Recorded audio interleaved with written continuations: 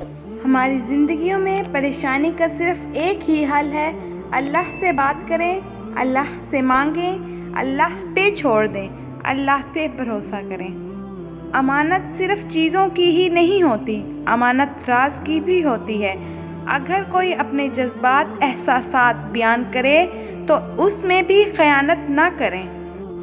ہم زندہ بندے کو روٹی تو نہیں دیتے، پر مرے ہوئے کے نام پر دیگیں دے دیتے ہیں۔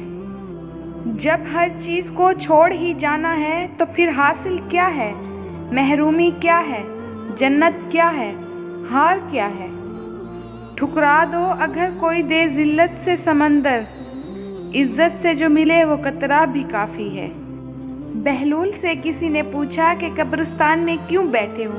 بہلول نے جواب میں کہا، میں ان کے ساتھ بیٹھا ہوں جن کی طرف سے مجھے کوئی تکلیف نہیں پہنچتی، کوئی الزام نہیں لگاتے، کسی قسم کا کوئی حسد بھی نہیں کرتے، جھوٹ بھی نہیں بولتے، طعنہ بھی نہیں دیتے، خیانت بھی نہیں کرتے، اور سب سے اچھی بات یہ ہے کہ جب میں یہاں سے اٹھ کے چلا جاتا ہوں تو یہ لوگ میری پیٹھ پیچھے باتیں بھی نہیں کرتے۔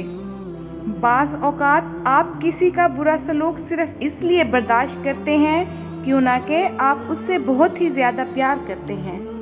کامیابی کیسے ملتی ہے؟ محنت سے مشکلیں، مشکلوں سے رکاوٹیں، رکاوٹوں میں پریشانیاں، پریشانیوں میں ناکامیاں، ناکامیوں میں دباؤ، دباؤ میں تھکن، اور تھکن کے بعد کامیابی ملتی ہے۔